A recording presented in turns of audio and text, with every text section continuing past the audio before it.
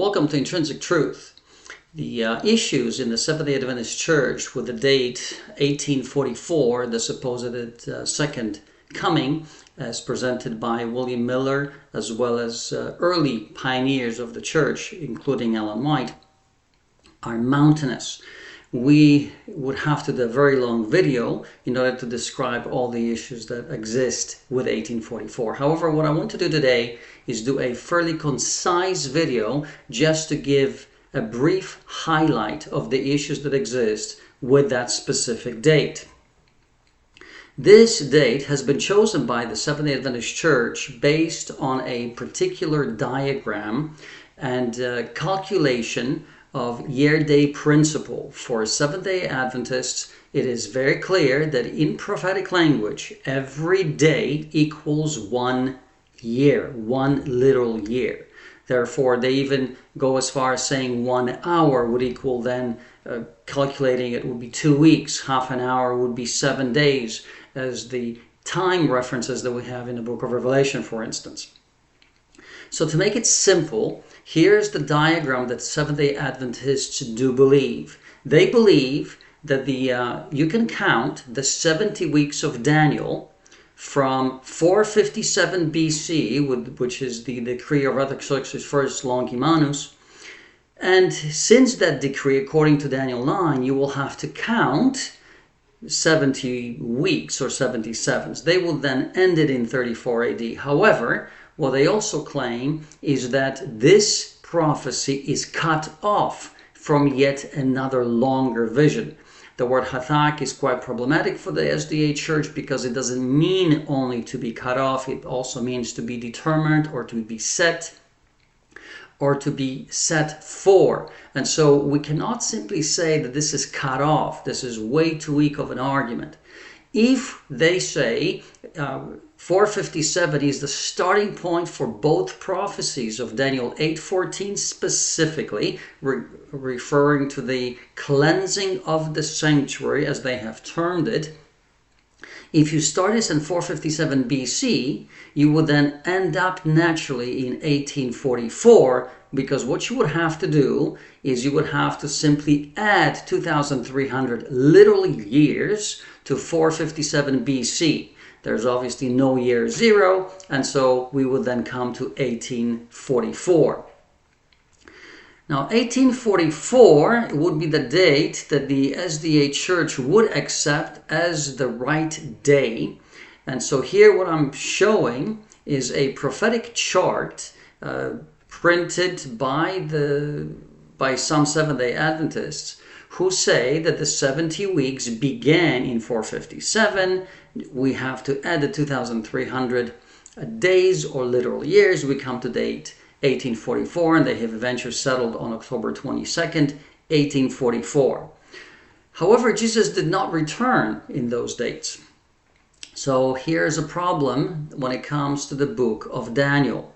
And this is really important for us to understand. Daniel 8:25 says the following: "He shall even rise against the prince of princes, but he shall be broken without human means." What this means is that this little horn activity has to end with the second coming of Jesus, because this is what it means. This is very similar language to what happens in Daniel chapter 2 with the 10 toes. The stone that becomes the celestial kingdom of God, it is broken off without human means or without human arm or without human hand. In other words, it is God himself or Jesus himself that puts an end to this kind of power. Well, here in 1844, Jesus did not put any end to that kind of power. Not yet, anyway. So therefore, this cannot refer to the Roman Catholic Church, as Adventists quite often believe. Now, I'm not saying Roman Catholic Church has nothing to do with it. It definitely may. However, the power of that church did not end in 1844. There's actually no power of any church that ended in 1844. Here we clearly see that the end of this power will come at the second coming. Now also, one more thing, in 8:26, Daniel, it says the following, "And the vision of the evening and the morning which was told is true, wherefore shut thou up the vision, for it shall be for many days." It is important to note here that Daniel is never given an explanation to this vision. Now, Seventh-day Adventist Church or theologians, the BRI Institute, want to argue that Daniel chapter 9 is an explanation of Daniel chapter 8. However, their points are extremely weak. We will not go to those points today. Moving forward, then, what happens? How then do we interpret, or how can we interpret? Well, according to the book of Acts, chapter 1, verse 7, there's an interesting passage that clearly tells us the following. "And he said to them, It is not for you to know times or seasons which the Father has put in his own authority." In other words, we cannot have a movement or a church or a denomination that is interested in setting up times. It is clear that the times have not been given for people to understand. They are only for God to understand, not for humans.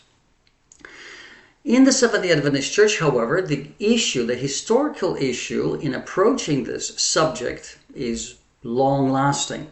And that's because since 1888, there are people that question this authority. Some have left the church as a result of this conference, and this was the law in the book of Galatians. I don't have the time to go into 1888 General Conference session. However, this was not the end. With the office that was taken by the president, and specifically, I do mean Robert Figger, who became the General Conference president in 1954, and he lasted until 1966, so that's about 12 years. He set up a committee. The committee was named Problems in Daniel Committee. The committee met from 1960 to 1966. That's for 6 years, and I'm assuming that with the end of office of Figger, we have ended this committee. The next president obviously did not care for this kind of committee. Then we come eventually to 1980, where Desmond Ford really questioned this entire situation in church and this entire investigative judgment, as by now it has been termed. The investigative judgment actually is termed already in 1850s. That's because somehow they have to realize that this is what is happening. However, the investigative judgment in itself is a problematic issue, and this is what Desmond Ford is questioning, whether it really took place in 1844. See, that's because the judgment, according to Seventh-day Adventists, would not begin until 1844. But here is a problem.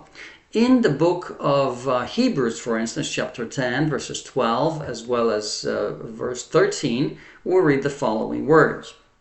"But this man," meaning Jesus here, "after he had offered one sacrifice for sins forever, sat down at the right hand of God." It is clear that in Paul's writings, Jesus sits at the right hand of the Father the moment he ascends to heaven. Hebrews 10:13, "From that time, waiting till his enemies are made his footstool." This is referring to the judgment. You have the same situation taking place in Hebrews chapter 9. So we cannot say that the judgment only began on October 22nd, 1844. The Seventh-day Adventist Church has thought that this has happened as a result, not because of a Bible study, but actually because of Hiram Edson's vision, which he did have in the morning of October 23rd, 1844. When he was walking through the cornfields, Hiram Edson was together with Crozier. Brother Crozier was one of the pioneers, and actually Crozier is the one who wrote the vision or wrote the experience that Hiram Edson had. So Hiram Edson, whether this was a vision or halfway dream or whatever this would have been, or some kind of imagination of his, we are really not sure. He claims that he receives this revelation that Jesus, instead of coming to this earth, he actually entered the most holy place. And from that time on, we have this theory in the Seventh-day Adventist Church that Christ first ministered in a holy place, being only a priest, not a high priest, just a regular priest, doing the daily, from the time of his ascension up to the time of 1844, specifically October 22nd, in which day he enters the most holy, and now the judgment begins. However, as we have seen according to Hebrews chapter 10, this is simply not true. Why is it that the church accepted it so wholeheartedly? They didn't check this? Well, that's most likely because they by then had a prophetess, Ellen White, who had eventually had a dream or vision from God that testifies that what this brother has stated is true. She states in one of her Review and Herald, I believe, that she says that she is fully authorized by God to recommend this extra, which was actually an article written in the Extra magazine that they had back then. She says she's fully authorized by the Lord to recommend it to every believer. In other words, she has fully and wholeheartedly accepted this truth as the truth of explaining 1844 and the investigative judgment that began that day.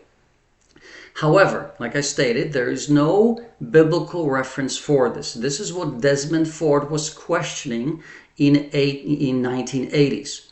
And that's because, like I stated before, the committee from 1960 to 66, even though it was done by the most capable theologians of the Seventh-day Adventist Church, at the end of the committee could not come to consensus, and they simply pretty much stated that biblically it is impossible to prove that the judgment began in 1844, October 22nd. In fact, all the biblical passages clearly point to the fact that Jesus began his judgment the moment he sat on the right hand of the Father. What is also interesting to note is that Jesus is never referred to in the Bible, in the New Testament, as a priest. He is only the high priest, which means he would not be able to do the services of the holy place. The only services that he could actually do, or is told about him that he does, is that of a high priest. That's the office that he occupies. So we have a problem with this. So of course, 1980 comes. This is the Glacier View issue, if some of you are interested to know. This happens from August 10 to August 15, only 5 days. A lot of people have been invited to come. Some were able to come, some were not. At the very end of this, however, what happens, the authority of Ellen White is established by Wilson, who was the General Conference president back then. That's the father of the current president, Ted Wilson. He pretty much underlines the fact that Ellen White has the authority and we cannot undermine her authority as a prophet. And therefore, the explanation and the issues surrounding this committee had to be resolved based on the authority of Ellen White. Now, this is a really sad moment, I believe, for the Seventh-day Adventist Church, because again, there is no passage, there's no biblical passage that can actually prove this. On top of this, we have many issues when it comes to the 457 BC.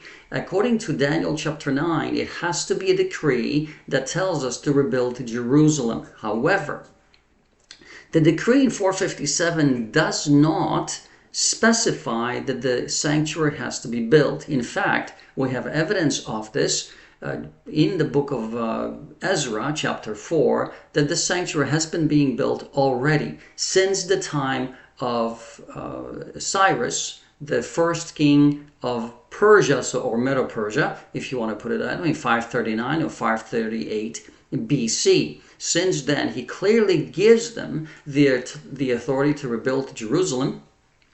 And not only so, Jesus actually calls, or God calls him, He's anointed. This is the only reference in the entire Bible where you have someone who's called anointed who is not even an Israelite. This is really a quite fascinating issue. 457 BC, that decree does not stand the test because it simply does not have the rebuilding. Neither the decree of Darius has the rebuilding. Darius the first, this is the Persian king, not Darius the Mede. And then, of course, Artaxerxes, in 457, he does not give a decree to rebuild Jerusalem, only the sanctuary. He does, however, give a decree to rebuild Jerusalem in 444 or 45. Those are the only two decrees that actually have the city mentioned. That's 539 or 538 by Cyrus and 444 by Artaxerxes First Longimanus. Those are the only two decrees. The decrees by Darius I and the first decree of Artaxerxes First Longimanus do not contain rebuilding Jerusalem. And this is the problem. So therefore, we cannot count from any of those two decrees. We would have to take either 539 or 444 BC. Those are the only two options that we really have. I would suggest that we should take the first decree, as obviously Cyrus is called the Anointed. And of course, clearly after him, there's a fifth decree by Artaxerxes, who was most likely Cambyses, who existed prior to Darius, and he gives a decree that says stop rebuilding Jerusalem. So clearly we see that the Jerusalem was being built, or the walls of Jerusalem were being built prior to Darius I. So these are the issues that we do have with the 1844. So there are many other problems that we could obviously investigate. However, briefly speaking, this is what I see is happening with the Seventh-day Adventist Church in 1844. This date is such a problematic date that it is scripturally impossible to pinpoint any passage in Scripture that would actually prove this point. According to the committee, the Problems in Daniel committee that met in 1960 to 66, the last statement would have been from them, the reason why we believe it is not scriptural, but because Ellen White said so. I believe this is the most damaging statement that the church could possibly make. What this does, this turns a church into a cult. And this is the issue. Thank you again for your attention. You have a wonderful Sabbath and a wonderful day. And thank you for listening to me for less than 20 minutes trying to understand 1844 and the problems with it.